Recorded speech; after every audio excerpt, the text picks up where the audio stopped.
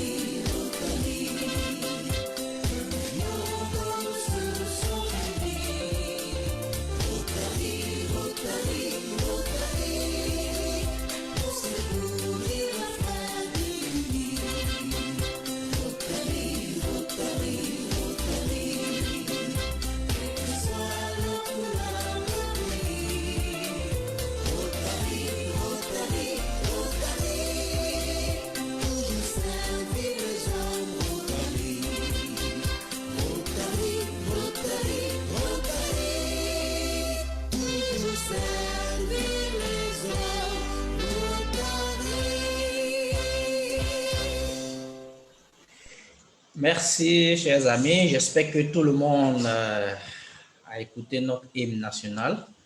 Voilà. Donc, nous allons commencer la réunion. Alors, comme mon secrétaire n'est pas présent, je vais vous faire la proposition d'ordre du jour. Excusez-moi. Voilà. Nous aurons en 1 les informations rotariennes. En 2, la présentation des visiteurs et invités. En 3, notre conférence statutaire. En 4, échange avec le conférencier. Et en 5, fin de la conférence. D'accord, voici là notre ordre du jour proposé pour la conférence statutaire du jour. Alors, sans plus tarder, nous allons prendre quelques personnes, vu qu'on a une conférence, par rapport à la présentation des visiteurs et invités. Donc, je passe d'abord la parole à un PAG qui est parmi nous, PAG James, qui n'est pas présenté d'ailleurs, mais j'aimerais bien qu'il puisse dire un mot à nos amis ici présents. PAG.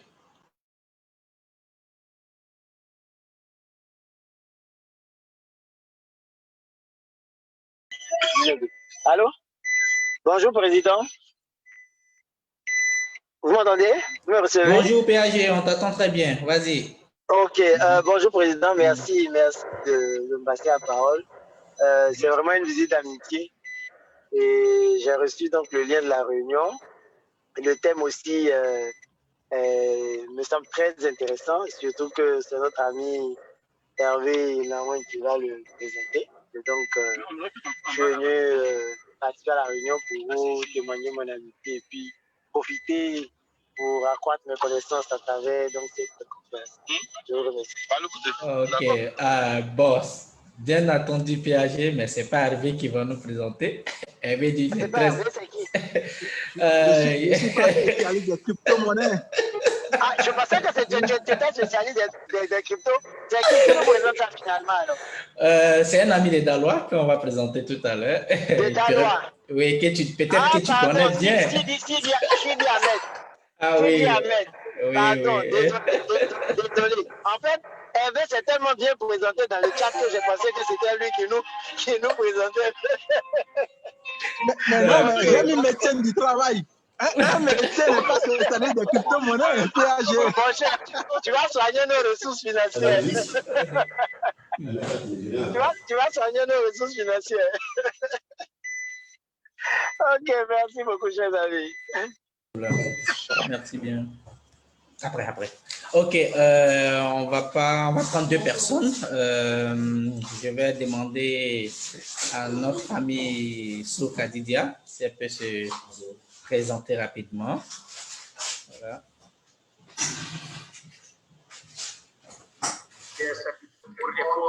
Allô? Bonjour tout le monde. C'est Madame Souka Didia, Abidjan. Serait beaucoup plus difficile. Merci pour votre participation et merci pour tout le monde. Toutes les choses qui ont participé. Vous m'entendez? Madame So, on t'attend très bien. Voilà. Mais, Zachary, c'est quelle présentation tu veux encore? Oh bon, d'accord. Ok, juste te présenter. Président de l'ONG secondaire. Ok, d'accord, Madame So. Madame So, la présidente de l'ONG secondaire, oui. Nous avons fait une action l'année surpassée. Voilà, elle nous suit chaque jeudi. Alors, je pense que bientôt, elle sera membre du club. Okay. Voilà. Je ne vais pas tarder. On va présenter une dernière personne en l'honneur de Maria. Voilà. Bonjour, chers amis. Maria Carlos de Silva, du Rotary Club de Bissau. Je suis traductrice interprète et actuellement je travaille avec MTN Guinée-Bissau. Je suis chargée de corporate governance, de la fonction éthique et aussi secrétaire général de MTN Guinée-Bissau. C'est toujours un plaisir de retrouver les amis sur cette plateforme. Et merci de m'inviter à chaque fois.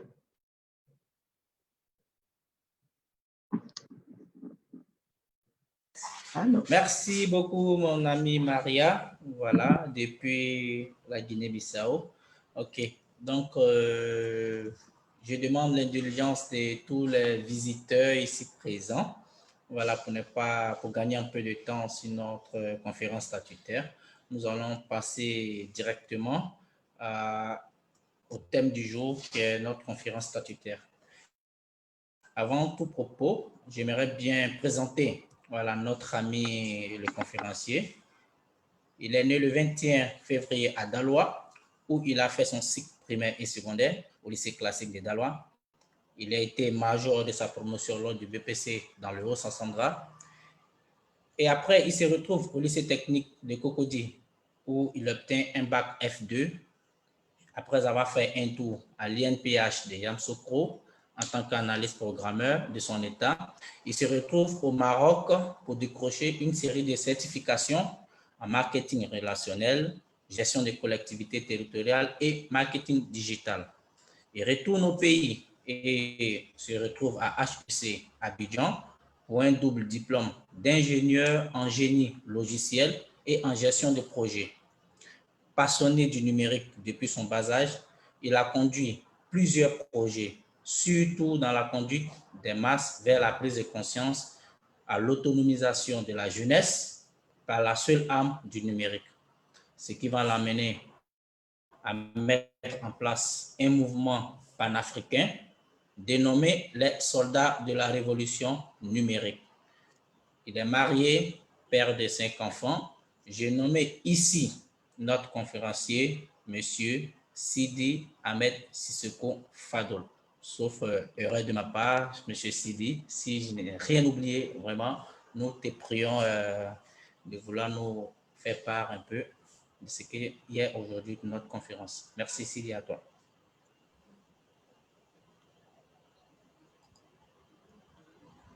Bonjour, cher ami Koulibaly, bonjour à tous les Rotariens. Alors, dites-moi, est-ce que vous m'entendez? Pourrais-je avoir dans le chat une note entre 0 et 5, s'il vous plaît, en fonction justement de la qualité du son? Est-ce que vous m'entendez parfaitement? Oui, le son est bon. Excusez-moi pour le retard. Bon. Là, c'est génial. Alors, 1 minute, le temps justement que je puisse prendre la main, si tu le permets, cher Koulibaly, afin de partager mon écran.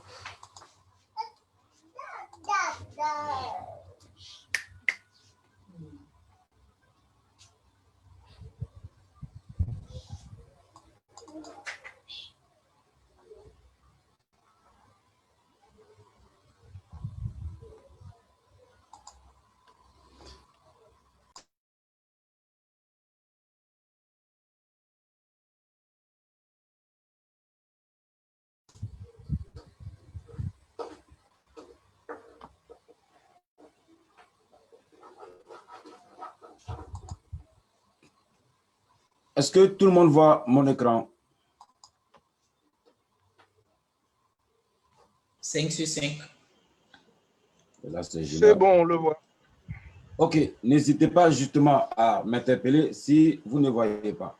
Alors, bonjour, bonsoir à tout le monde. Bon, c'est vrai en réalité que nous sommes justement tous de la Côte d'Ivoire, donc 13h donc à Abidjan. Sidi Ahmed Sissoko, déjà présenté donc par le frère Koulibaly. Je viens aujourd'hui là vous rapidement faire une, peut-être pas en réalité, je dirais une conférence. Pour certains, ça pourrait être un cours, mais on va dire c'est une causerie. Alors, nous allons justement parler donc de l'économie numérique. Nous allons parler de ces enjeux, donc des perspectives. Le dossier justement est vaste. Nous allons nous appesantir un tant soit peu sur le Bitcoin et la blockchain. Mesdames et messieurs, nous vous souhaitons la bienvenue. Alors, au sommet, justement, nous allons, savez-vous, le Bitcoin, donc, c'est une crypto-monnaie en réalité, mais ce Bitcoin-là a une fonctionnalité de monnaie. Alors, nous allons justement jeter un coup d'œil dans le passé pour voir justement qu'est-ce que la monnaie, son évolution dans le temps. Nous allons bien entendu parler des principes du Bitcoin et de la blockchain. Ensuite, nous allons bien sûr voir comment utiliser le Bitcoin et bien sûr les enjeux et les opportunités. Et je vais bien entendu me soumettre à vos questions et réponses. Alors, sans aucune forme de transition, c'est parti pour l'introduction. Alors, nous sommes tous sans ignorer que l'Internet, bien sûr, a dématérialisé les échanges. Et du coup, voyez-vous, nous sommes donc à travers l'application Zoom en train de faire une conférence présentement. Et voyez, aujourd'hui, celui justement qui faisait à l'époque le commerce pourrait facilement, à travers les outils donc, du numérique, faire du e-commerce. Nous avons donc le i qui apparaît, qui n'est rien d'autre en réalité que électronique. Donc le business qui devient e-business, le marketing qui devient e-marketing, ainsi de suite. Nous avons même en Côte d'Ivoire, chez nous ici, un portail gouvernemental qu'on appelle le e-gouv, qui permet justement de rassembler tous les services du gouvernement. L'Internet, en un mot, est venu justement transformer l'économie, puisque c'est de l'économie que nous allons parler, mais aussi la finance. Alors, notre manière justement de faire les transactions financières a changé. Alors, petite nuance, il ne faudrait pas justement faire l'amalgame entre l'économie et la finance. La situation économique, en réalité, c'est le patrimoine d'une personne, d'une entreprise. C'est en réalité la quantité de biens et des actifs. Et bien sûr, de l'autre côté, la situation financière, quant à elle, est la capacité, bien sûr, à faire face aux paiements, donc aux dettes éventuelles.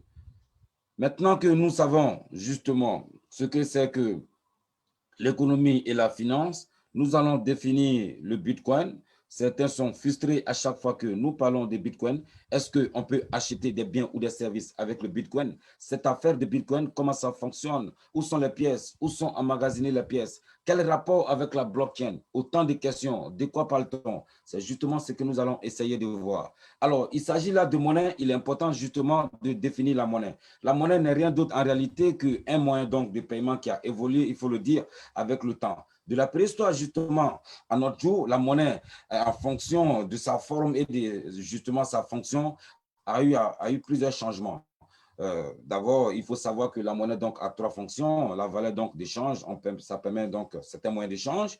Aussi, c'est une unité donc de valeur parce que la monnaie a de la valeur et bien sûr, c'est un instrument de réserve de valeur. Alors, l'évolution de la monnaie, tout a commencé, bien sûr, avec le troc où, à l'époque, Koulibaly, justement, a un cheval et moi, j'ai 2 bœufs. j'ai besoin du cheval de Koulibaly, j'ai la possibilité donc de donner mes 2 bœufs à Koulibaly qui va me donner en retour un cheval.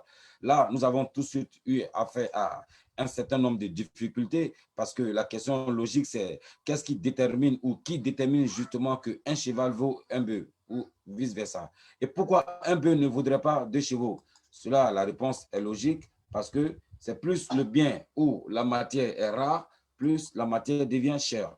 Et donc, petit exemple, imaginez-vous, par exemple, moi, j'ai un cheval et j'ai envie d'avoir justement un bœuf. Qu'est-ce qui va se passer? Est-ce que je vais alors couper mon cheval en 2? Voyez-vous que donc, avec le troc, il y a eu plusieurs limites, ce qui a permis aux gens, alors justement, de réfléchir et de trouver un étalon commun, bien entendu, donc de référence, ce qui a fait apparaître donc ce qu'on appelle les monnaies primitives. Les monnaies primitives, c'était donc des dents d'animaux, des couteaux, voyez-vous, des barres de fer. Et attention, ça date de longtemps, depuis plus de 2 millénaires donc avant Jésus-Christ. On pourrait voir des choses de ce genre. Voilà. Et donc, voyez-vous, à l'époque, les légionnaires romains étaient payés en sel. C'est justement de là que vient le mot salaire. Si je posais la question de savoir d'où vient le salaire, alors là, nous avons la réponse aujourd'hui. Ça vient depuis donc avec les légionnaires romains qui étaient payés avec du sel. C'est là que vient le mot salaire. Les monnaies primitives aussi ont montré les limites et donc avec plusieurs transformations, nous avons vu l'apparition justement des monnaies métalliques. Il faut dire que les monnaies métalliques sont venues justement des monnaies primitives parce que ce sont des pierres qui ont été taillées. On a là les métaux précieux, on a l'or, nous avons l'argent, voyez-vous. Voilà. À droite, vous voyez qu'il y a donc une monnaie grecque qui est représentée. Voilà. Et donc, c'est encore plus pratique. Mais avec le temps, nous avons encore là eu des difficultés. Pourquoi des difficultés? Les dépenses successives, donc au niveau, donc nous étions justement au niveau de la Deuxième Guerre mondiale, les matières premières en or et en argent devenaient très rares, la monnaie donc s'est transformée plusieurs fois pour devenir ce qu'on appelle la monnaie fiduciaire. La monnaie fiduciaire, c'est celle justement que vous utilisez aujourd'hui, le dollar, l'euro et tout ce qui va avec. Et bien sûr, ces monnaies-là sont bien entendu monopolisées par les banques.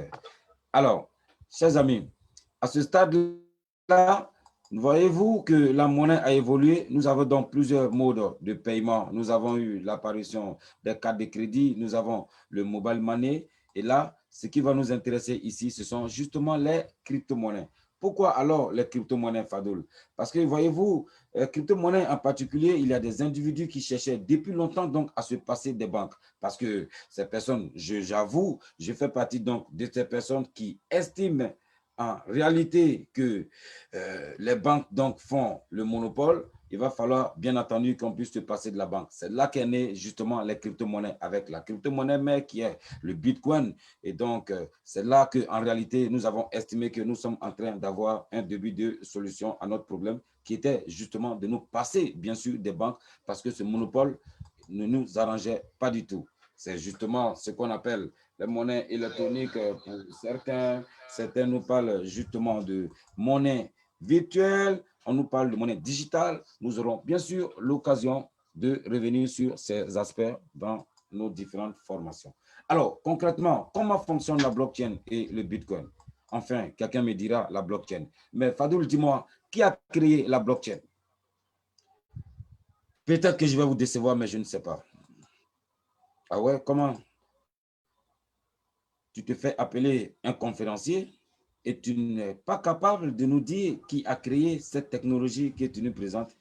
Je suis sincère avec vous, je ne sais pas. Et vous allez comprendre pourquoi. Ne vous en faites pas, je vous explique.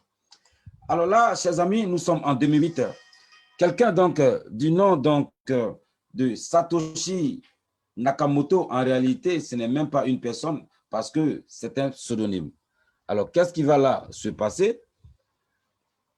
Ce pseudonyme met à la disposition donc de la toile un document donc de 10 pages qui va alors décrire le fonctionnement donc d'une monnaie qui vient d'être inventée. C'est la création, c'est le début de la création donc en 2008 du Bitcoin. Je vous ai dit que c'est un document ne serait-ce que de 10 pages. Ça ne vaut même pas en réalité 10 pages, c'est 8 pages. Et donc vous avez un aperçu donc de ce document qui est encore disponible sur la toile. Vous avez l'adresse pour ceux qui sont encore plus curieux. Vous pouvez voir le livre blanc donc, du Bitcoin. C'est ce document-là qui a été le socle, la matière première du Bitcoin, qui va donc décrire le fonctionnement du Bitcoin. Alors, qu'est-ce qui se passe? Satoshi, donc, c'est un pseudonyme. Personne ne connaît sa véritable identité. Personne, je dis bien. Mais nous avons eu des séries donc, de publications, d'articles de ce pseudonyme-là en mai 2010. Et depuis lors, il a disparu. Jusque-là, on ne sait pas qui est Satoshi. Est-ce qu'il s'agit là d'un aliéné? Donc, est-ce qu'il s'agit là d'un, j'ai envie de dire, d'un membre du gouvernement américain? Peut-être même que c'est quelqu'un dans cette salle. Nous ne savons pas. Toujours est-il que nous ne savons pas jusque-là qui est Satoshi qui a créé le Bitcoin. Donc, pour justement voir comment fonctionne alors la blockchain si on ne sait pas qui a créé le Bitcoin. Alors,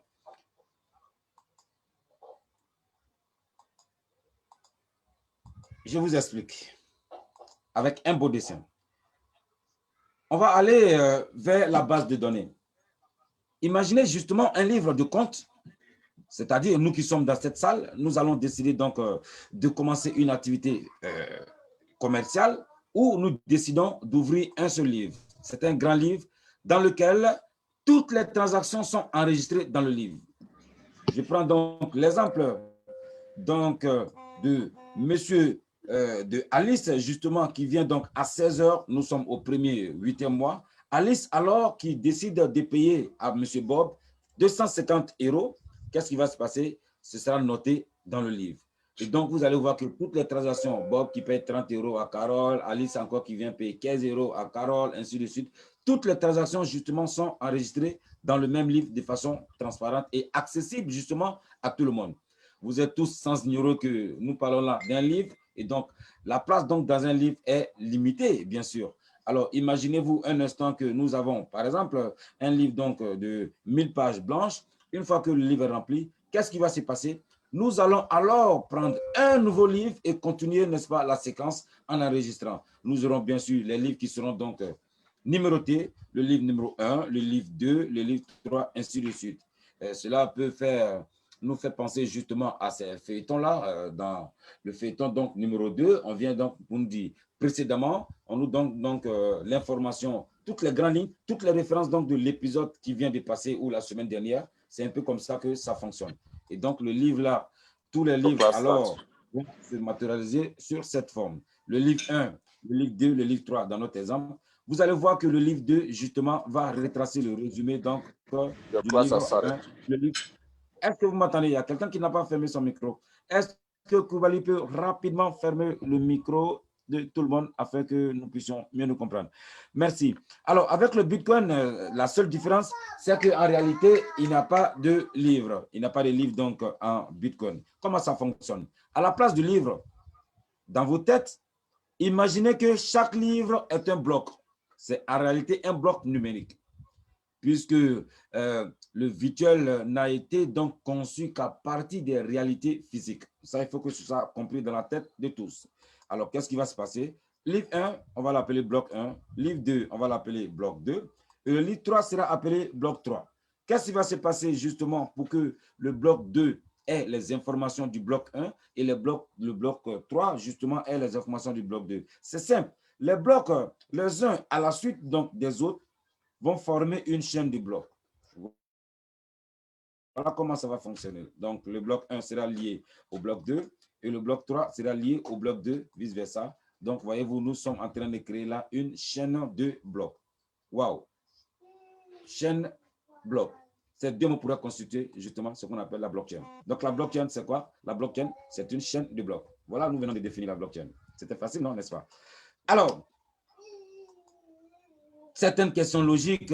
Comment faire justement pour résumer donc les informations du livre 1 dans le livre 2 et tout? C'est à travers une technologie qu'on appelle le hash. Je ne vais pas trop vous emmerder avec le hash. Il faut dire que pour ceux qui ont fait de la programmation, ils savent justement que le hash, c'est une fonction mathématique qui a pour seule vocation justement de transformer du contenu sous la forme justement de lettres et de chiffres. Ça pourrait s'apparenter à quelque chose de ce genre. Ce mot « bonjour », quand il est haché, il donne ce que vous voyez à droite là. Alors là, qu'est-ce qui va se passer? Le même mot « bonjour », vous voyez bien, je mets un point d'exclamation, alors là, ça donne un H qui est différent du bonjour. Donc, un point d'exclamation vient là de modifier un H. Ça veut dire qu'une seule modification, un seul ajout d'une seule ou partie de l'information de base va modifier carrément le H. Alors, je prends donc un autre exemple, le livre de Victor Hugo que j'adore bien, Les Misérables. Imaginez-vous un instant, tout ce livre-là, si son contenu était haché, donc crypté, ça pourrait donner tout ce que vous voyez là. Voyez-vous que le hashing a pour autre vocation donc de sauvegarder des données pour empêcher qu'il y ait des modifications. Alors là, même si nous changeons une seule virgule, bien sûr, donc du livre de M. Victor Hugo, vous allez voir qu'il y a un autre H qui seront donc définis. Alors, pour finir, le H donc va permettre de garantir donc le contenu du livre.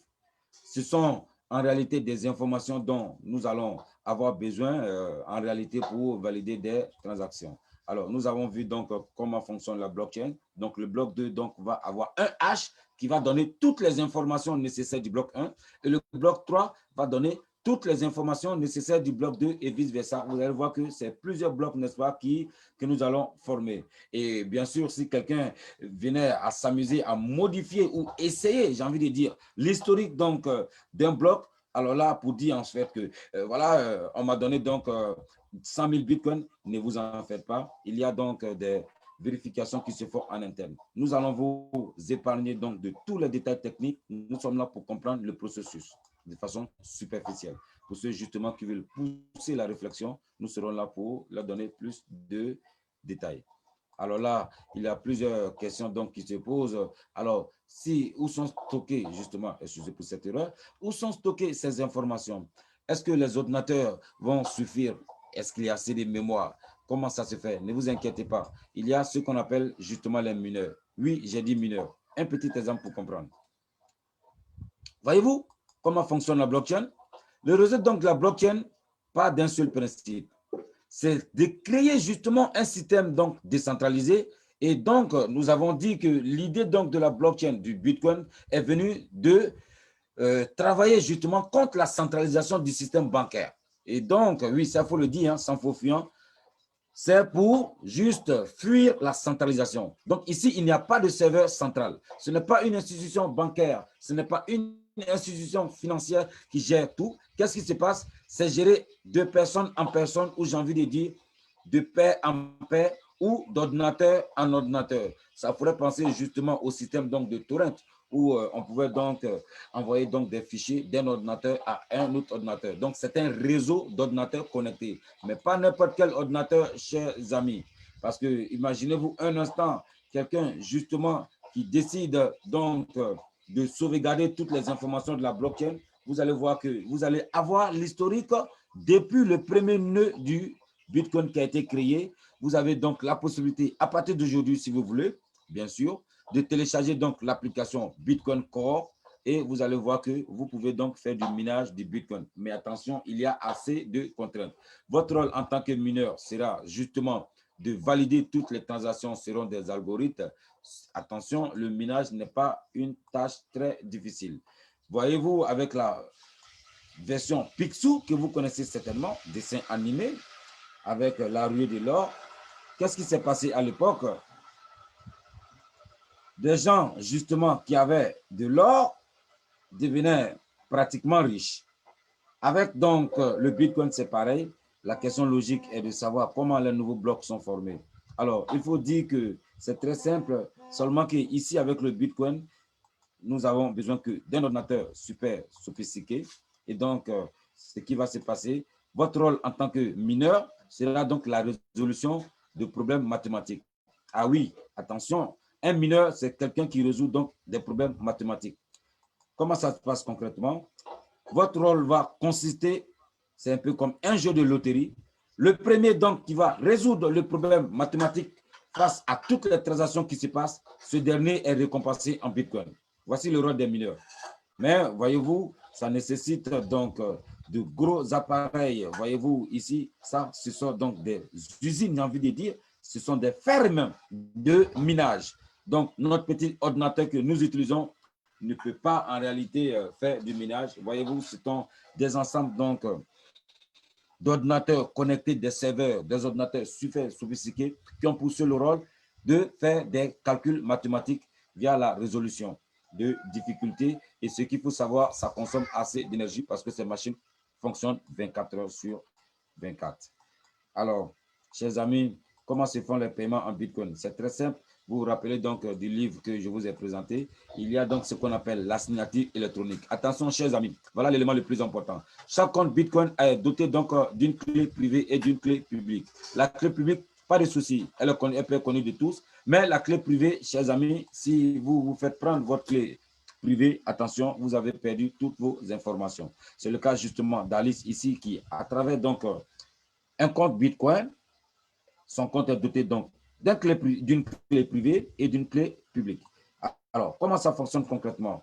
Ici, pour faire le paiement, voyez-vous, il n'y a pas de nom de personne ou de numéro de téléphone du genre, j'ai envie d'envoyer de l'argent à M. Koulibaly, il faut que j'ai son numéro de téléphone, il faut que j'ai son identification. Non, ce n'est pas comme ça avec le Bitcoin.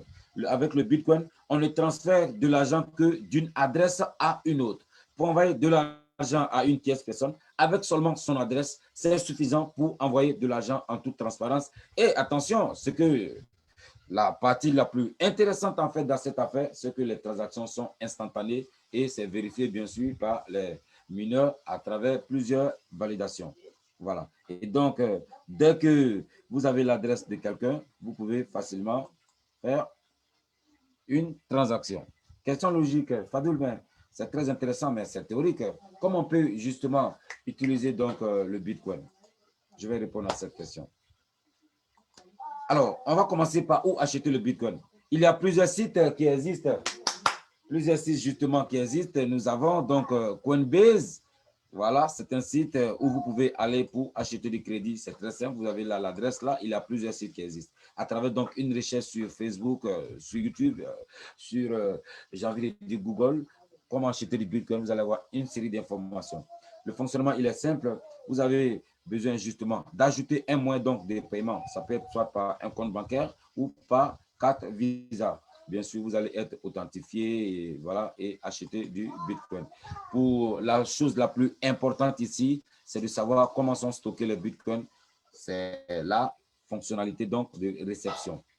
Le stock, envoyer, recevoir du Bitcoin, c'est ce qui génère. Vous savez, toutes les transactions financières ne sont matérialisées que des envois, que par des envois. Moi, j'ai envie donc de stocker du Bitcoin. Je suis en train là de recevoir. J'ai besoin là d'un portefeuille. Attention, ce n'est pas un portefeuille classique.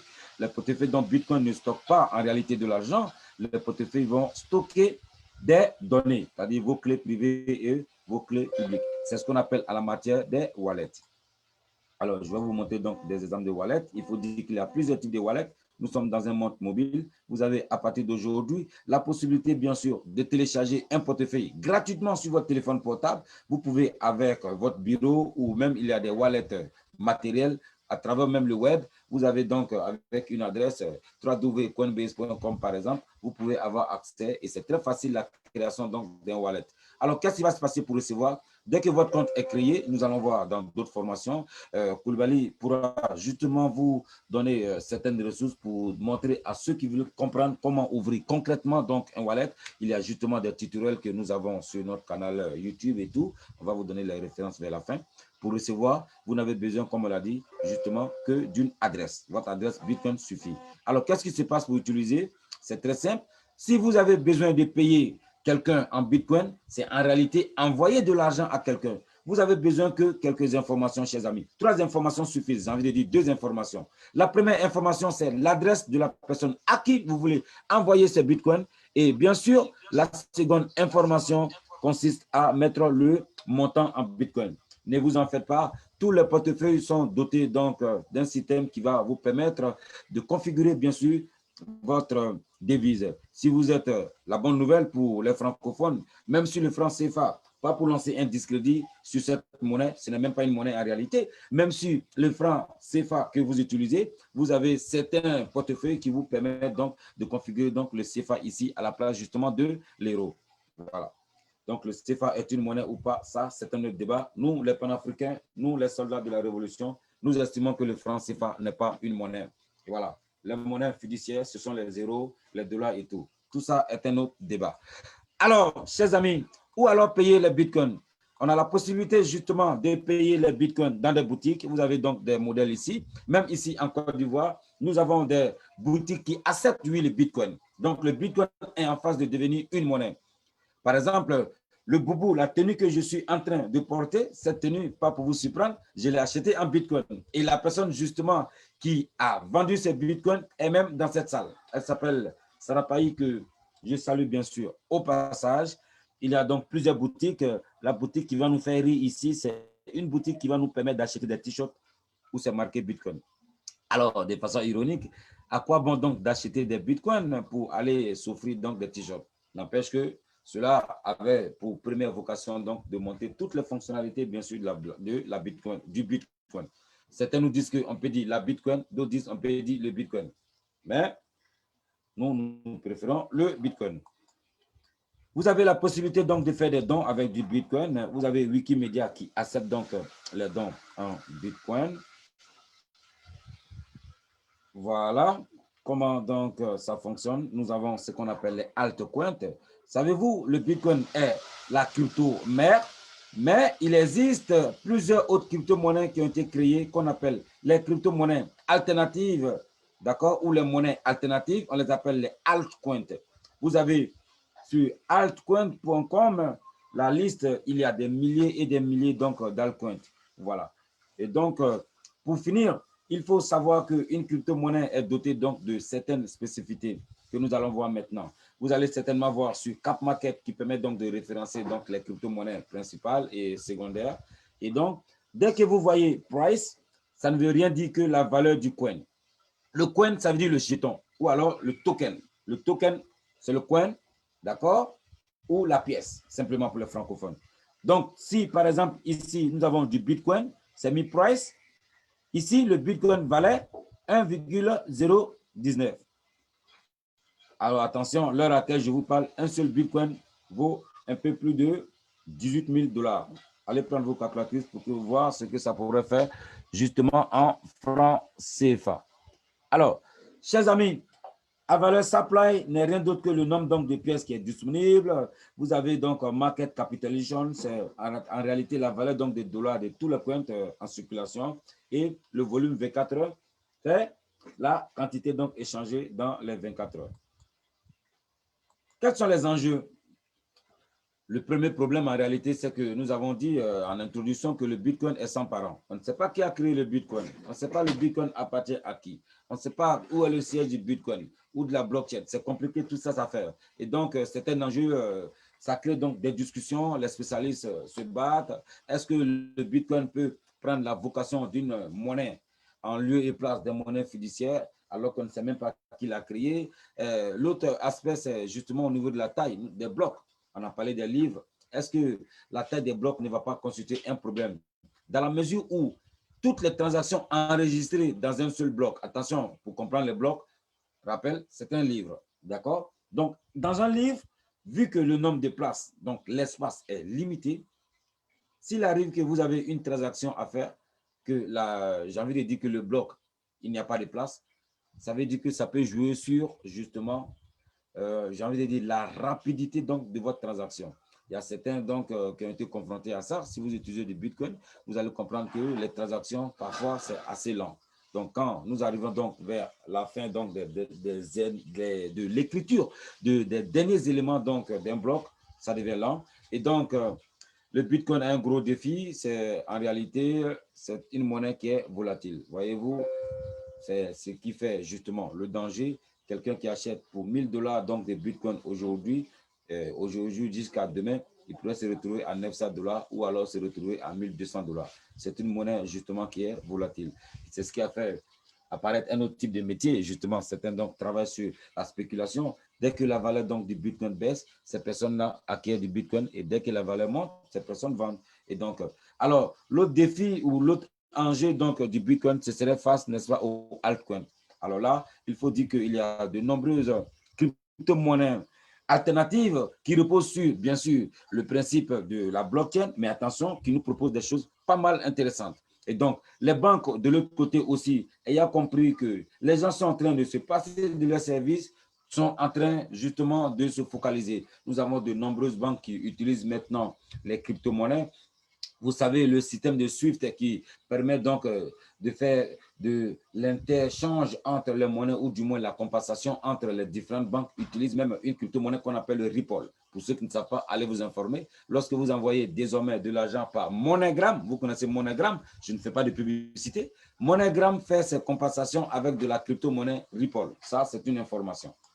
Donc, pour dire que nous sommes là au bon moment. Qu'est-ce qui se passe en termes de perspective? Il y a donc de nouveaux emplois qui se dégagent. Avec l'intelligence artificielle, la robotique, voyez-vous que les robots sont en train de faire perdre assez d'emplois aux êtres humains. Nous avons des assistants virtuels, nous avons même des bots. Quelqu'un a été confronté justement à une situation, tu vas donc sur Messenger, tu es en train de discuter quelle que soit l'heure, tu reçois instantanément des réponses. Là, ce sont des bots, ce sont des robots qui ont été configurés, qui font le travail à sa place.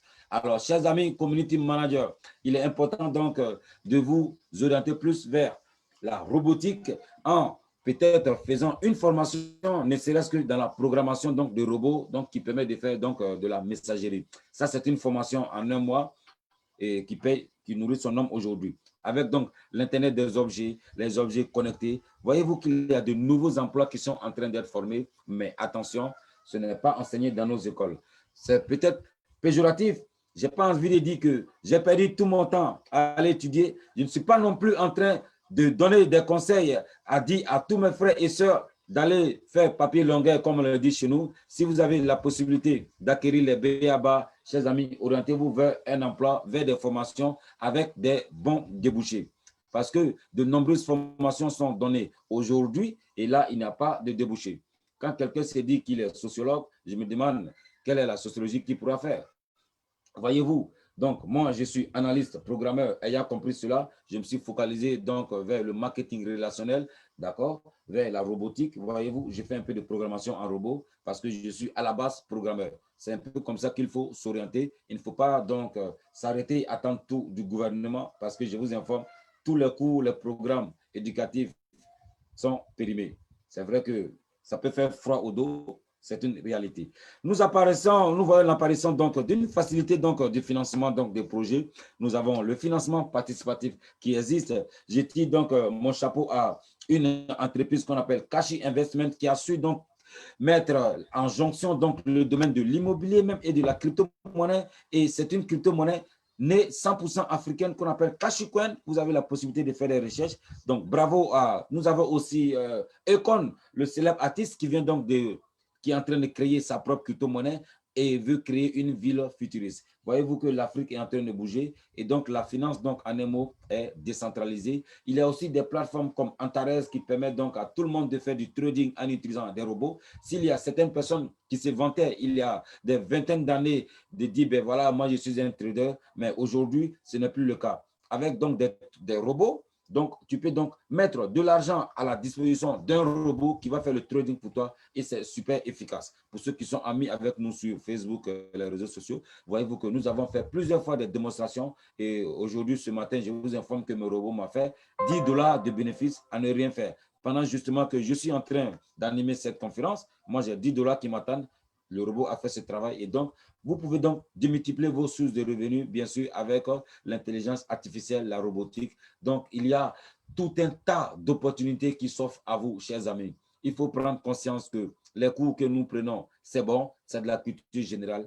Mais écoutez, l'argent, la monnaie, c'est très important. Il faut donc se focaliser. Et il y a énormément d'opportunités donc dans le numérique. Il faut seulement avoir de la patience et il faut justement avoir le désir d'apprendre. Il faut maintenant que nous arrêtions justement de perdre notre temps sur les réseaux sociaux, aller voir le buzz. Tout ce temps peut permettre justement à suivre des documentaires, des formations. Il y a plusieurs sessions de formation qui sont organisées et même gratuitement. Il y a des MOOC de formation en ligne gratuitement à partir de votre salon, de votre divan. Vous êtes dans la rue, même dans un maquis, si c'est le maquis que vous aimez. Vous pouvez rester au maquis avec votre téléphone, votre écouteur, vous connectez sur Internet et sur des cours, ça pourrait être favorable pour vous. Chaque jour que Dieu fait, il y a de nombreux boulots gens qui sont en train donc d'être détruits. Alors, chers amis, c'est ainsi, ce n'est pas en réalité une formation, c'était juste une petite conférence. C'est ainsi que je vais donc m'arrêter et me soumettre à vos questions. Je vous remercie. Monsieur Koulibaly, à vous l'antenne. Merci beaucoup, cher ami conférencier, sur l'économie numérique. Je pense que, voilà, nous, les adeptes du numérique, avons peut-être saisi quelques notions. Il y a d'autres personnes, je pense que c'est quelque chose de nouveau pour eux. Donc, ils sont bien placés, voilà, pour poser la question sur ce qu'ils ont compris ou pas à notre conférencier ici présent. Donc, la série des questions est ouverte et celui qui veut poser des questions lève la main et on lui passe la parole. Voilà. Et merci beaucoup pour cette conférence sur la monnaie numérique. Questions? Qui a des questions? Oui, moi, j'ai une question. Il y a Daouda Touré, oui. Oui. Non. Moi, bonjour, merci à tout le monde. Je voudrais d'abord remercier le conférencier qui vient de Daloa comme moi, ce n'est pas surprenant. Merci, chef frère de Daloa. Oui, en fait, moi, je m'occupe un peu de tout ce qui est économie numérique et tout ça dans une institution de développement. Et j'ai entendu parler du Bitcoin, de la blockchain, de l'Internet des objets. Et pour moi, cette conférence doit être intitulée le Bitcoin ou le blockchain en français facile, parce qu'en peu de temps, j'ai vraiment tout compris maintenant comment ça fonctionne, parce que je ne suis pas informaticien à la base. Et donc, je trouve que ça, c'est important. La deuxième chose que je voulais ajouter, c'est dit que, bon, je ne me rappelle plus de l'étude, il y a tout récemment, j'ai lu une étude qui dit en fait que 60% des emplois de nos enfants d'aujourd'hui n'existent pas encore. Ça veut dire que il y a 60% d'emplois à venir qui sont à créer et qui sont liés au numérique. Donc, pour dire en fait que l'enjeu est pour rejoindre en fait le conférencier, en fait, la formation, la métamorphose de la formation des compétences à venir est un enjeu majeur pour l'Afrique sur lequel il faut se positionner en termes d'éducation pour transformer la manière de faire les choses dans le futur, dans le secteur privé comme dans le secteur public. Je pense que ça, c'est important. La question que je voudrais poser maintenant pour terminer, pour ne pas être trop long au conférencier, est-ce que j'ai appris qu'il est dans une structure qu'il a mis en place? Comment est-ce que cette structure-là fonctionne? Est-ce qu'elle couvre, des pays spécifiques et quelle est la dimension jeune? C'est-à-dire que comment ils arrivent à inculquer toutes ces notions de digital et autres au niveau de la jeunesse pour que les jeunes déjà s'alignent sur ces nouvelles perspectives-là qui sont réellement les perspectives de demain. Parce que l'Internet des objets et tout ça, nos enfants sont connectés sur des choses inutiles à regarder. Comment on peut mieux les intéresser à cet enjeu d'avenir-là pour que nos enfants aient des boulots, quoi. Ne pas qu'ils soient à la rue comme on le constate aujourd'hui, comme nous on a subi, quoi. Merci. Merci beaucoup, cher ami Daouda. Monsieur le conférencier Sidi, la question est posée. Merci donc, cher ami Daouda. Cette question, merci pour les additifs. Ça nous va droit au cœur. C'est sûr, certain que nous sommes en phase et que la leçon entre. Alors, nous sommes donc dans un mouvement qu'on appelle les soldats de la révolution numérique. Tout est parti en réalité d'une frustration. J'étais donc en stage dans une institution financière, c'est l'anecdote. Et donc, après le stage de 3 mois, j'ai été retenu là pour travailler. Et j'ai vu que je perdais trop de temps. Et donc, j'ai démissionné. C'est une institution bancaire. Et j'ai vu qu'il y avait du boulot à faire. Et pas mal de jeunes, des analystes programmeurs comme nous, des jeunes qui ont fait le BTS, j'ai constaté qu'il y avait une inadéquation entre la formation que nous faisons et le marché du travail. Vous venez de le dire pertinemment, plus de 60% des métiers ne sont pas encore créés. Donc, tout de suite, j'ai tout abandonné pour repartir sur les bancs. Pas forcément sur les bancs, mais avec des cours en ligne. Et donc, tout de suite, j'ai commencé donc à me former sur l'économie numérique pour comprendre. Le Maroc était très bien avancé.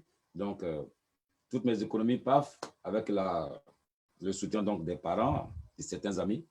Nous étions 4, nous sommes allés au Maroc pour aller étudier et nous avons eu l'idée de créer justement un mouvement qu'on appelle les soldats de la révolution numérique depuis 4 ans maintenant qui existe de façon digitale et nous faisons du volontariat. Nous avons donc formé pas mal de jeunes, voilà, qui s'en sortent aujourd'hui, qui sont autonomes et nous avons estimé que c'était insuffisant. Parce que le socle de notre activité donc au niveau de ce mouvement, les soldats de la révolution numérique, c'est un mouvement d'abord qui a été créé en Côte d'Ivoire, mais qui est par la suite devenu panafricain. À la suite de certaines conférences que nous avons eu à animer tout autour, nous sommes aujourd'hui donc dans 14 pays africains avec des représentants. Donc nous avons donc des points focaux dans cette salle. Et donc nous avons un projet pilote que nous avons mis en place, qu'on appelle le Kashucoin. C'est une crypto-monnaie que nous avons créée. Le fondateur même est dans cette salle. Cette crypto-monnaie va permettre justement d'investir dans le domaine donc, de l'immobilier. Donc, vous comprenez que la démarche ici, c'est d'abord l'information, la formation, le coaching. Il faut que chacun de nous s'érige en coach. Cela passe par l'information, la formation. Chacun étant bien formé, doit être un ambassadeur autour de lui. Et donc, des actions sont menées en début d'année. Normalement, le mouvement sera officiellement lancé dans un pays africain. Ce n'est pas en Côte d'Ivoire. C'est avec un pincement de cœur que je le dis. Et pas avec gaieté de cœur. Le ministère de l'économie numérique n'a pas été favorable à toutes nos propositions. Donc, c'est un appel que nous lançons aussi aux autorités ivoiriennes. Voilà. C'est que certains pays africains qui nous ont approchés. Malheureusement, le siège donc, de ce mouvement sera dans un autre pays africain. Et donc, nous allons créer une académie donc, du numérique et nous lançons un appel à tous ceux qui nous suivent. Le mouvement est ouvert. Nous avons un représentant en Côte d'Ivoire. Voilà. Je crois bien que, pas que je crois, votre président même fait partie de ce mouvement-là. Donc, vous êtes à la bonne adresse. Donc, de nombreuses actions seront menées dans les mois à venir. Nous allons permettre à certains jeunes, en dépit du fait qu'ils vont à l'école, nous allons leur apprendre en parallèle les outils du numérique. Parce qu'on ne peut pas dire à quelqu'un ne va pas à l'école et tout. Voilà. Moi, mes enfants, dès qu'ils franchissent donc le cap du CM2, de cours moyen 2, attention, ils ont un ordinateur portable ou un portable, un téléphone portable, un smartphone. Je commence à leur inculquer des notions donc, du numérique et tout, et même de l'économie. Parce que moi, mon fils de 15 ans, aujourd'hui, c'est lui-même qui gère toutes ses charges. Qu'est-ce que ça veut dire? Cette dépense du mois, c'est lui-même qui gère. J'ai mis de l'argent à sa disposition. J'ai eu à lui montrer comment ça fonctionne le système de financement. Lui-même prend son argent et il multiplie l'argent. Quelqu'un disait dans ce pays, en Côte d'Ivoire, que l'argent travaille. Et bien sûr, vous allez voir qu'il y a du potentiel, mais il faut que nous soyons unis pour que ça puisse marcher. Et nous avons besoin justement donc, des ambassadeurs comme vous pour que nous puissions mener ce combat, de permettre justement à ce que le maximum d'Africains puissent avoir une place de choix dans cette révolution, parce que nous sommes dans une révolution. Et nous ne voulons pas négocier une place dans un wagon, non, nous voulons avoir une place justement dans la locomotive pour avoir notre mot à dire. Parce que nous avons justement raté la première révolution, nous avons raté la seconde révolution, la troisième révolution donc est passée sous nos yeux, nous n'allons pas, et c'est une injure si nous ratons la quatrième révolution. Voilà ce que je peux dire pour répondre à la question. D'accord, on a notre ami Alassane Kane qui voulait poser une question aussi. Après, il y aura Pépé Karim Koutondi qui a une question. Voilà. Alassane? Oui, Oui, bonjour. bonjour. Ah, je pensais qu'on avait dit mon nom. Oui, après Alassane, c'est toi. Voilà. Ah, d'accord. Donc, j'attends. Stand by. Merci. Alassane. Ok, merci. Voilà. Et voilà. Donc, moi, j'ai une question. J'étais un peu... Merci, cher ami, de la brillante conférence. Et c'était vraiment très intéressant. Vraiment, j'ai bien compris. Je sais que c'est voilà pour beaucoup, et sûrement pour tout le monde. Ok, mais j'étais vraiment très sceptique concernant parce que les sites ou certains sites que j'ai eu choses à consulter parlent du cracking du Bitcoin. Qu'est-ce que ça veut dire?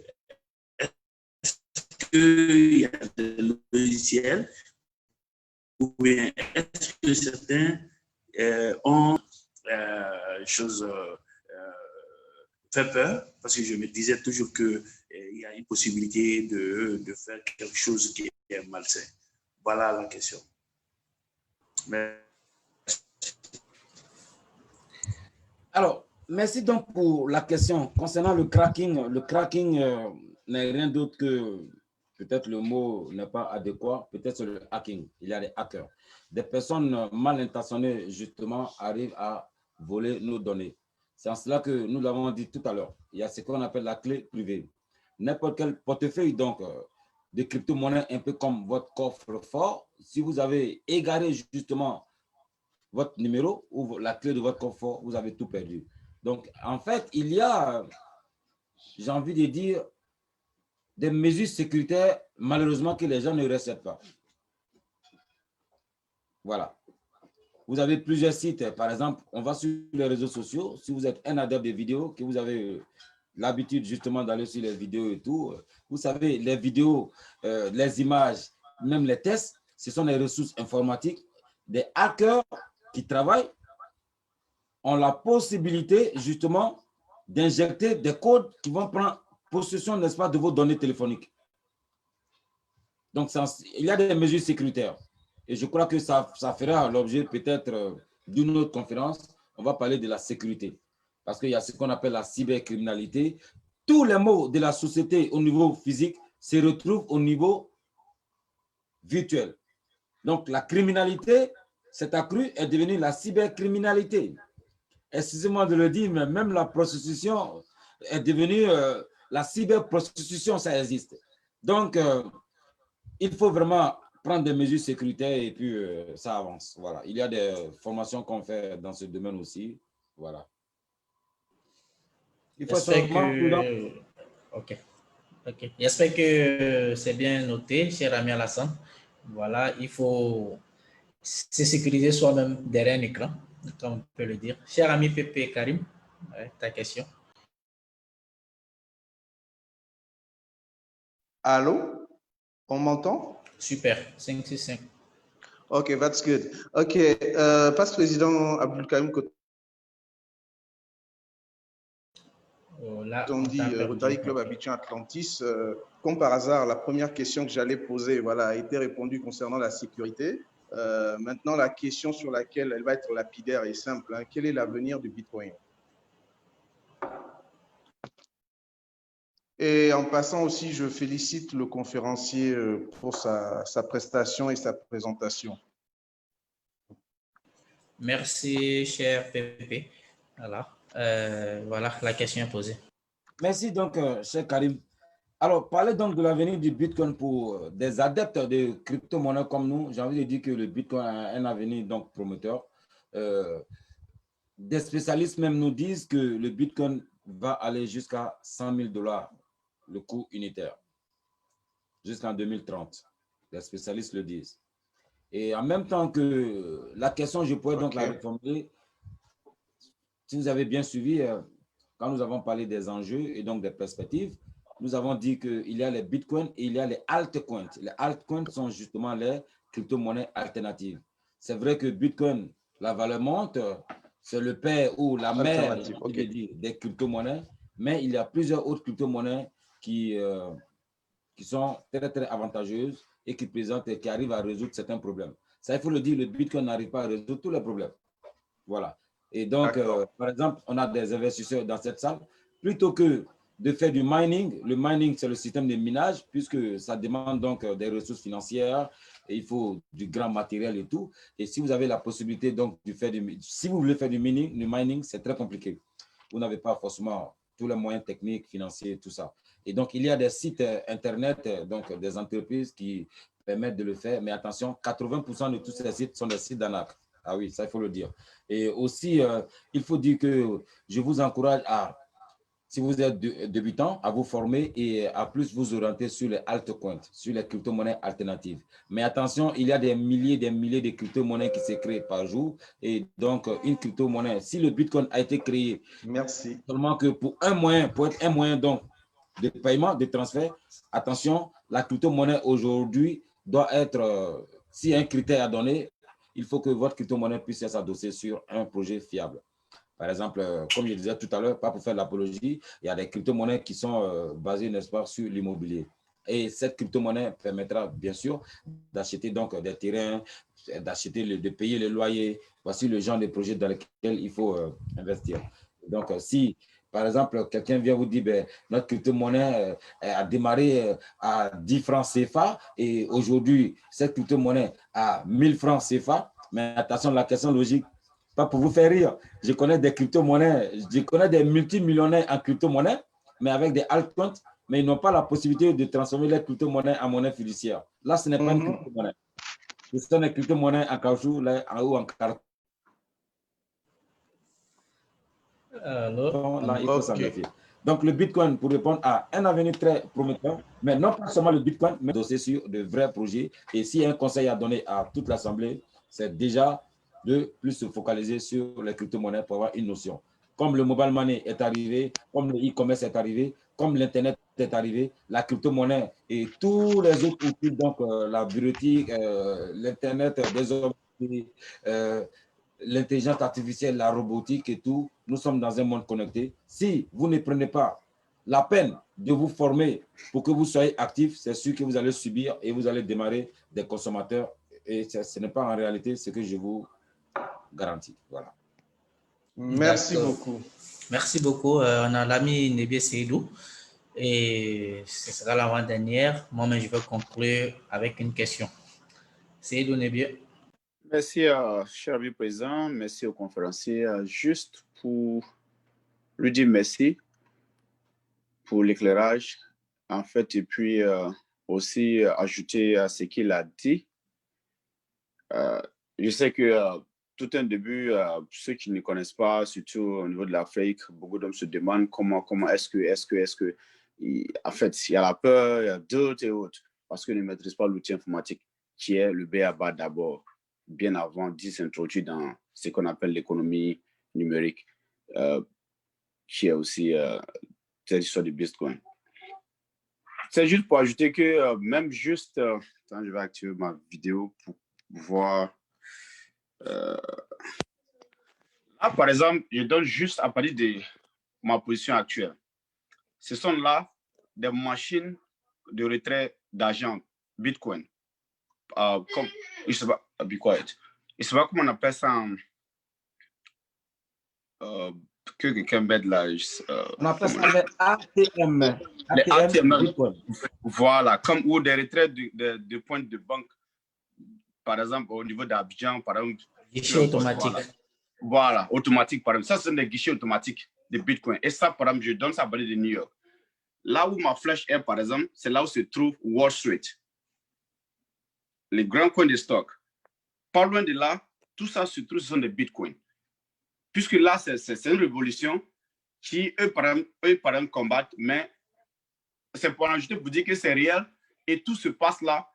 Tu as de l'argent, tu veux retirer ça, tu veux avoir un Bitcoin, tu mets, ça va convertir ça en Bitcoin. Par exemple, tu as du cash sur toi, tu ne veux pas te problème avec du cash, tu veux convertir ça en Bitcoin, tu vas dans la machine automatique, tu fais rentrer ton argent, c'est-à-dire la monnaie fiduciaire que tu as sur toi, ça devient automatiquement Bitcoin pour pouvoir acheter ce dont tu veux ou soit tu peux la conserver là-bas.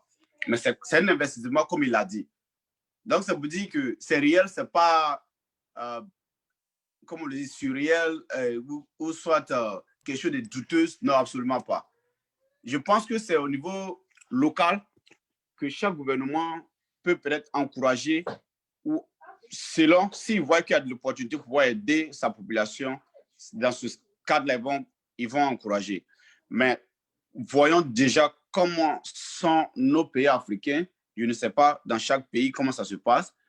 Avec cette initiative des soldats de la Révolution que je nomme, Amin, il vient juste de découvrir, c'est déjà quelque chose de bien.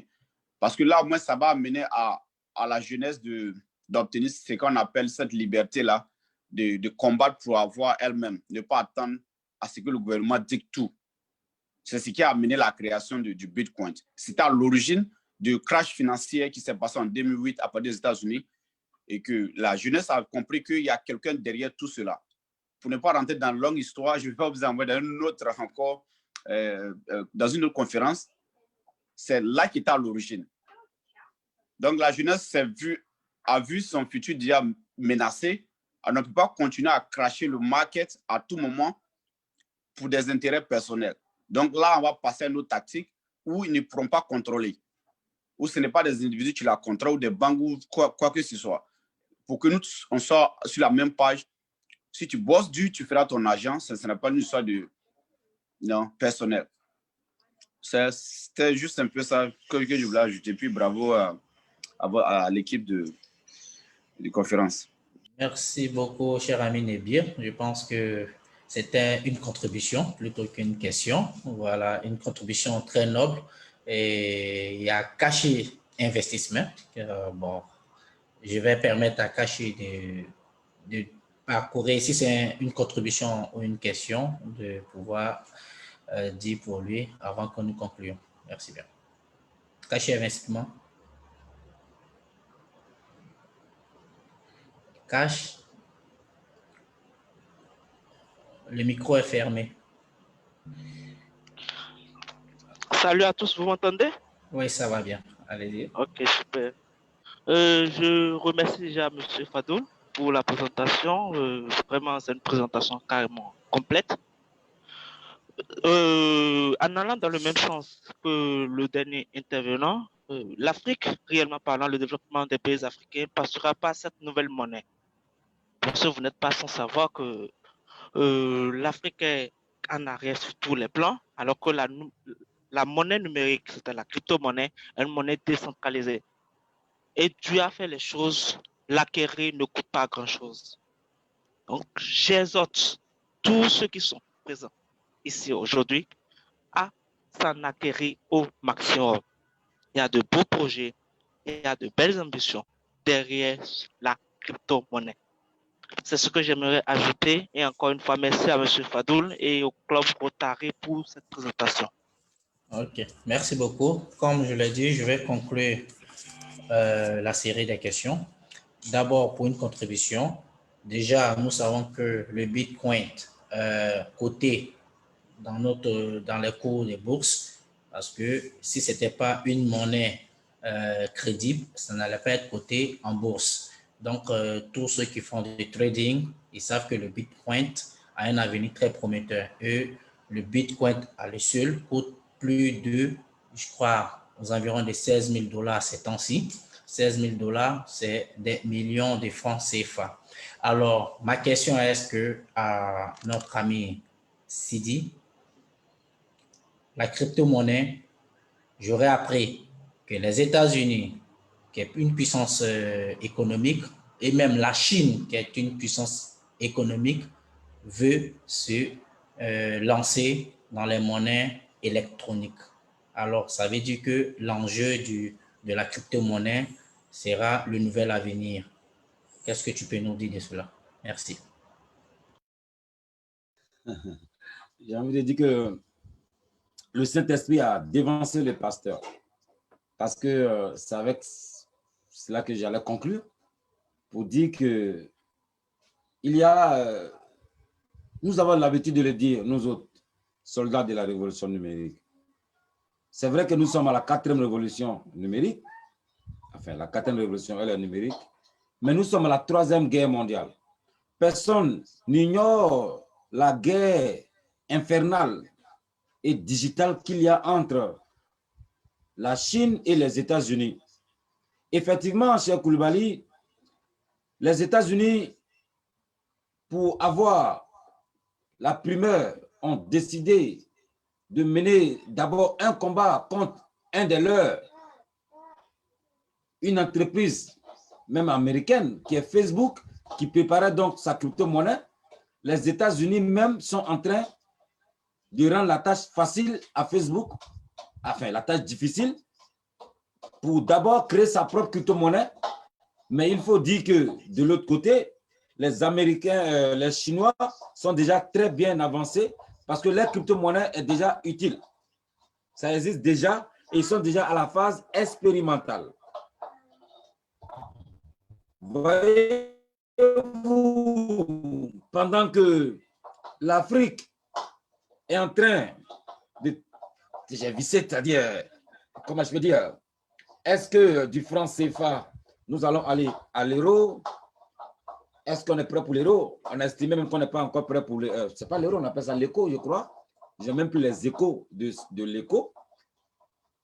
Écoutez, comme l'a dit les deux derniers intervenants, chers amis, nous avons le pouvoir avec la crypto-monnaie. Nous n'avons pas besoin forcément d'entrer dans les débats politiques. Nous pouvons investir à moindre coût. Si les États-Unis, la Chine, toutes les grandes puissances sont en train de préparer leurs propres crypto-monnaies, c'est sûr et certain que c'est une révolution et nous avons beaucoup à faire. Et c'est sur ces mots que je vous dis merci parce que c'est mon mot de fin. Je profite de donner mon mot de fin. Taki? Bien sûr, vas-y, vas-y. Tu as l'honneur aujourd'hui. Alors, je vous dis donc merci. Merci. Désolé si j'étais un peu fatigué. C'est la troisième conférence depuis le matin. J'avais une conférence donc à 8 h avec le décalage horaire. Une autre conférence à 10 h. Ça, c'est la troisième. Et j'ai deux autres conférences tout à l'heure là. Alors, je vous dis franchement merci, vous encourager pour cette initiative. Voici le genre d'association, le genre d'organisation dans laquelle il faut militer. Et l'Afrique a besoin de ce genre d'organisation. Et voyez-vous, pendant que certains sont dans des cabarets, dans des bars, dans des grains, dans des buvettes, en train de se faire plaisir, nous sommes ici en train de parler de l'avenir de l'Afrique. C'est ce genre de jeunesse dont nous avons besoin. C'est ce genre de personnes, ce genre de leaders. Et en même temps lancer un appel à toutes les personnes qui sont dans cette salle à s'ériger à partir d'aujourd'hui comme des soldats de la révolution numérique. N'importe qui peut être soldat de la révolution numérique. Nous avons besoin de tout le monde. Et attention, il faut que nous soyons tous des ambassadeurs de cette lutte, de ce combat-là. Si dans votre contrée, dans votre ville, dans votre quartier, dans votre pays, vous avez l'information que la jeunesse a la possibilité d'être autonome via la crypto-monnaie et tous les nouveaux outils du numérique et que vous ne passez pas l'information et que vous ne vous formez pas, vous ne coachiez pas, c'est sûr, certain que, j'ai envie de dire, vous avez raté votre vocation. L'Afrique est le berceau de l'humanité.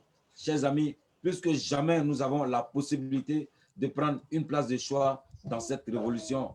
Et enfin, l'Afrique ne sera plus inutile. L'Afrique a la possibilité d'être dans le concert des nations parce que tout est démocratisé.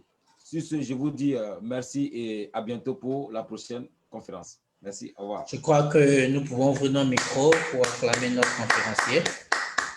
Merci beaucoup Fadol. Merci pour cet enrichissement dans la conférence. Je tiens à rappeler que Fadol est un ami d'enfance. Voilà, nous sommes nés à Daloa, nous avons grandi dans le même quartier. Aujourd'hui, il a fait un très bon parcours dans le domaine numérique. Fréant aussi, ce n'est pas quelque chose comment on peut dire ça? Le mot m'échappe un peu. Ce n'est pas une coïncidence, voilà. Nous sommes tous adeptes du numérique. Aujourd'hui, moi, président d'un club numérique. Toutes les réunions se font numériquement, mais voilà. Et aujourd'hui, vous avez eu la chance de recevoir notre ami Fadul Sissoko, concernant les monnaies numériques. Alors, j'aimerais bien demander à Fadul s'il reviendra un autre jour pour une autre conférence sur un autre thème concernant comment investir dans le numérique. Ça sera avec plaisir et on va essayer de programmer cela pour nos amis qui ne s'y connaissent pas, qui ont envie d'apprendre dans le domaine du numérique. Merci beaucoup, merci chers amis. Avec plaisir, hein. Notre réunion. C'est une passion. Il n'y a pas de problème. Il n'y a pas de problème. Ce sera vraiment un plaisir partagé.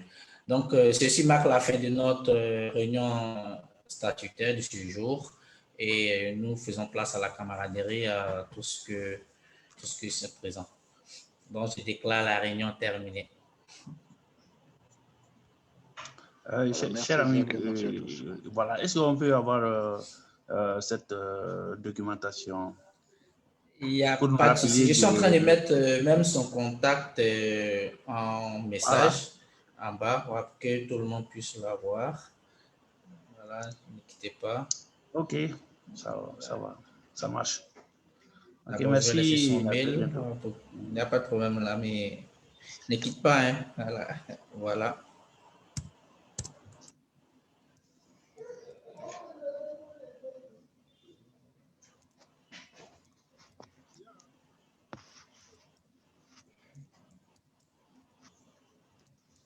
Voilà, vous avez son adresse mail pour toute question relative à la numérique.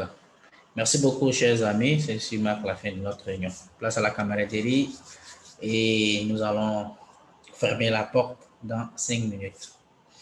Cher ami Franco, mais qu'est-ce qu'il y a? Oui, Président, vraiment, je disais tout à l'heure, on m'a pas entendu. Je dis merci en tout cas pour cette conférence-là, vraiment, parce que je sais qu'ailleurs, ce sont des formations qui sont payantes et tout. Il a très bien résumé. Je n'ai pas eu l'occasion de le dire en face et tout, mais en tout cas, merci, Président, pour cette belle émission. J'ai fait partie de la révolution des soldats, hein? Donc c'est normal. C'est que je suis un soldat. Attrape ma main, je suis un soldat. Attrape ma main. D'accord, il n'y a pas de problème. Oui, cher ami, tu as oublié de couper le i-gâteau, hein? Donc, mais là, c'est un autre ami. Et voilà, ça, j'allais faire quelque chose qui n'était pas intéressant. On a parmi nous notre PP national, Mamadou Guébré, qui fête 1 an de plus. Voilà, international, s'il te plaît, international.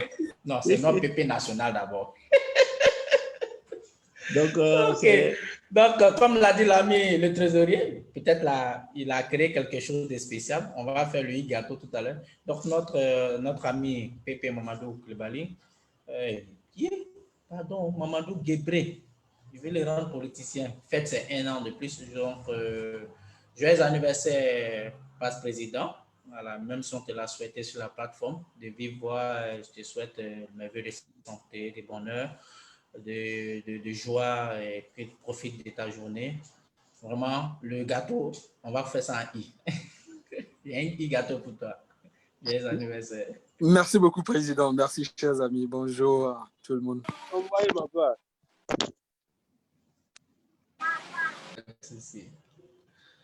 Donc, Franco, tu disais de te tirer par la main.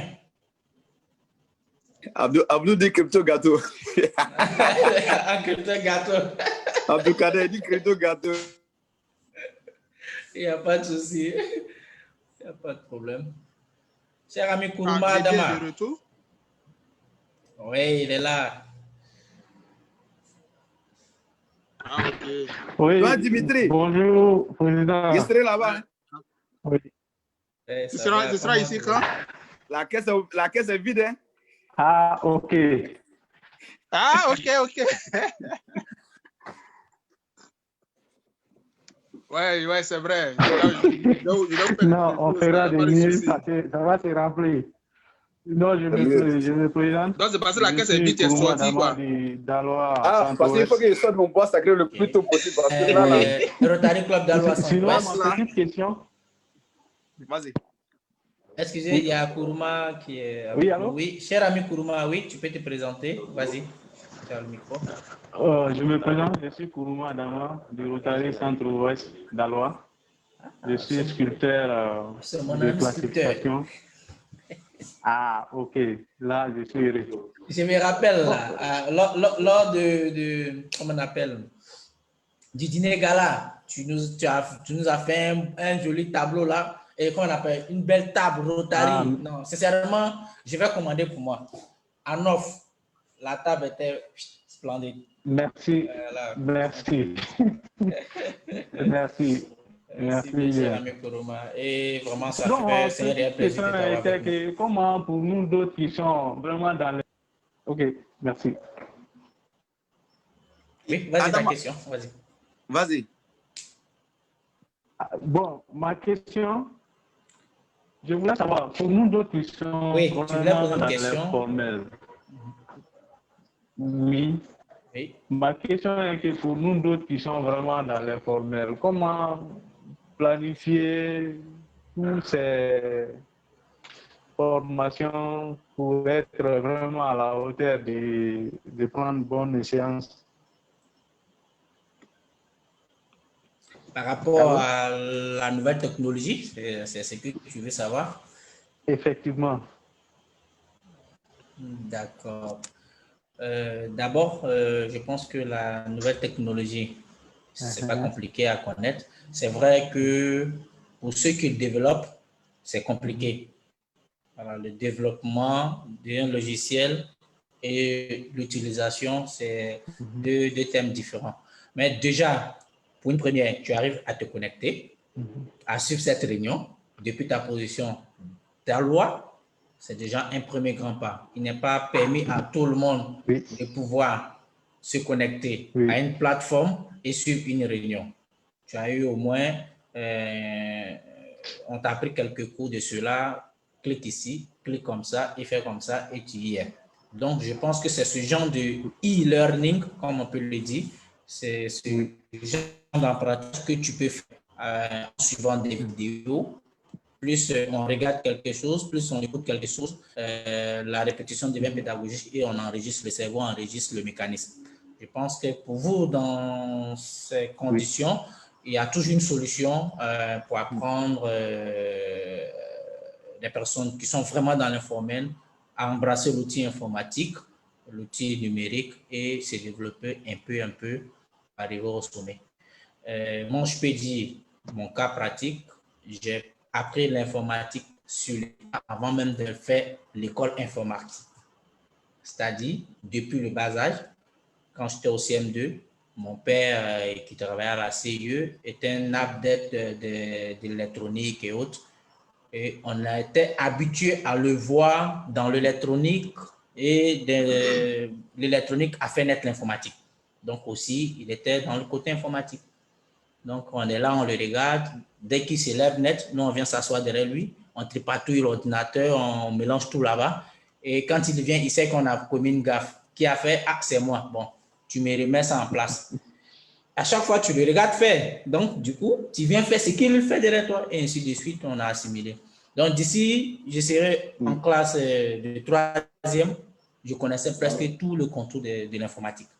Donc, je ne me suis pas emmerdé pour faire quelque chose que je ne connais pas. Je préférerais suivre une filière informatique pour mieux l'appliquer. Donc, je crois, pour vous, ce n'est pas compliqué. Comme il a dit, tu peux me contacter personnellement. Voilà. Je vais te laisser mon contact juste en bas. Voilà, mon WhatsApp. Voilà. Tu peux me contacter. Et puis, concernant les outils informatiques, ce que tu ne comprends pas, voilà, je peux te donner quelques notions là-dessus. Voilà. Ok, merci. Merci, cher ami. Quand je serai à Daloa, voilà, j'ai laissé mon WhatsApp là, dans la messagerie 55 55 20 55. Tu me fais un WhatsApp et quand je serai à Daloa, je ne manque pas d'ailleurs, je vais t'appeler, on va se voir physiquement pour échanger sur tout ce point. Sache que aussi notre club est en train de préparer un projet dans ce sens-là, voilà, où on va apprendre des personnes qui ne connaissent rien en informatique. On aura, on appelle ça, un e-bibliothèque mobile en informatique dans des années à venir. C'est un gros projet qui va se déplacer d'un autre point à un autre point. pour apprendre vraiment ceux qui ne connaissent rien en informatique, le BABA. Voilà, c'est un projet de l'avenir. Président, oui. Moi, je suis passionné de sculpture aussi, donc j'aimerais savoir comment est-ce que je peux voir ces œuvres et puis moi aussi acheter comme toi quelques œuvres. Parce que de la manière dont tu en parles, ça doit être magnifique. Il est très fort. Hein? Un déjà qui est physique. Il a fait une sculpture. Il a donné un cadeau au gouverneur là. On est resté sans voix. Là, je me souviens très bien. Resté sans voix. Comme Dimitri. Là, je suis dans le bureau du chambre de métier. Je dis, je vais rester sans voix comme toi. La chambre de métier. Merci. Merci beaucoup, cher. Merci vraiment. On est très content que tu sois passé. Est-ce que tu peux laisser son contact comme ça sur WhatsApp? On va voir un peu.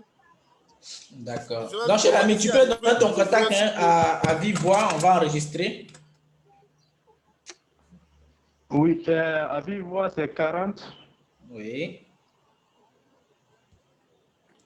04. Oui. 50. Oui. 21. 21. Oui, j'étais ici. Voilà. C'est un WhatsApp. Oui, c'est un WhatsApp. Oui. Voilà. C'est un WhatsApp. Voilà. C'est Kourouma Dama. Kourouma Dama, oui. Parce que c'est ça aussi le Rotarien. Hein. Je pense que le mandat de cette année-là, c'est ça, le monde d'opportunités. Ouvre les opportunités. Ouais. Voilà, c'est ça. Donc, voilà, en tout cas, comme on le dit, il y a une nouvelle opportunité, je vais vous en parler en même temps. Ça fait partie de la crypto-monnaie. Voilà, l'opportunité. Oui. Comme le disait notre conférencier tout à l'heure, il y a une plateforme d'Antares qui s'investit dans la crypto-monnaie. Voilà, c'est comme du trading et du MLM. Tous ceux qui sont ici connaissent un peu le MLM. C'est un type de réseautage marketing. De réseau, voilà, des réseaux, voilà, mais cette fois-ci en numérique. C'est ça que j'ai dit à notre conférencier. On va caler une autre conférence bientôt, puisque la prochaine sera d'ordre rotarien. Voilà, et qui est déjà préparée, calée avec notre PAG Kémis pour notre prochaine réunion. Donc, je crois que courant le mois de janvier, on va trouver un créneau pour le faire revenir, pour qu'il nous passe un peu d'Antares. Antares, c'est une plateforme où tu peux investir dans comme l'a dit, la crypto-monnaie et puis faire du trading. Voilà. Et comment ça s'appelle la plateforme là? Antares. Antares. A-N-T-E-S. Voilà, point trade. Tu peux écrire, Président, tu peux écrire dans le groupe? Ok. Antares. Ouais, Dimitri peut utiliser chez lui. Trade. Au Canada, ça passe. Voilà. Ouais, aux États-Unis, j'ai envoyé sur la plateforme. Point trade. Okay. C'est la seule adresse. Il n'y a pas d'autre. Tout ce que vous allez voir en Antares Trade avec une autre manière d'écrire, faites attention, c'est de l'arnaque. Ça, c'est la bonne adresse. Antares.trade. Et on s'inscrit via parrainage, comme dans le MLM. Voilà, je suis inscrit grâce à notre conférencier aussi. Voilà, qui a des mois devant moi dedans. C'est-à-dire tu peux investir, tu as un contrat avec eux de 280 jours en fonction du montant que tu veux inscrire et par jour, ce montant te produit 1% de la somme investie. Et après les 280 jours, tu peux reconduire encore ton investissement. Et l'investissement, il y a plusieurs niveaux. Il y a le niveau binaire, le niveau linéaire, et il y a Synergie plus le robot. C'est du robot qui parlait, qui lui produit près de $10 chaque jour en fonction du montant qu'il a investi. Donc, ce robot le permet de rentrer dans les marchés financiers, faire du trading automatique et par jour, quelle que soit la perte et la balance, c'est sûr que le robot va te faire un profit. Voilà. plus ou moins de ce que tu as investi. Tu ne perds pas, quoi, en quelque sorte. Et comme tout est en crypto-monnaie, tu as ton portefeuille. Une fois que le robot a fait ses 24 heures de travail, ils t'ont crédité ton compte, donc tu peux le retirer, le mettre dans ton portefeuille crypto-monnaie, voilà. Et comme c'est des échanges qui se font en ligne, d'autres personnes ont besoin des crypto-monnaies pour pouvoir acheter tout ça. Bon, ces échanges se font en ligne pour l'instant. Voilà un peu en griffe.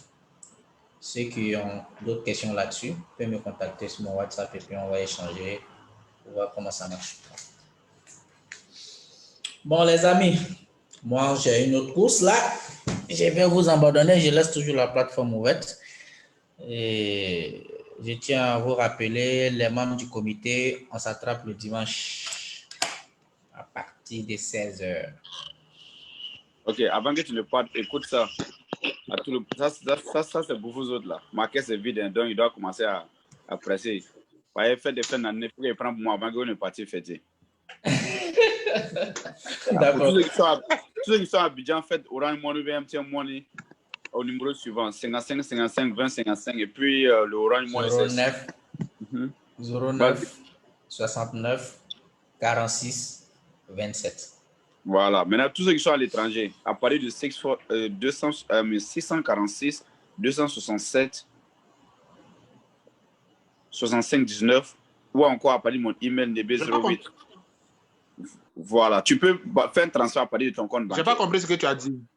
Pour tous ceux qui sont à l'étranger, à partir de mon numéro de téléphone. Ok, un virement bancaire, quoi. Voilà, ou un virement bancaire. Voilà, là, ça maintenant, ceux qui sont ici aussi, ils peuvent envoyer les chèques. Hein. Non, on va les chercher. D'accord. Un e-chèque. D'accord. Merci bien, chers amis, et à très bientôt. Ok, merci à toi aussi. Puis, bonne journée à tout le monde.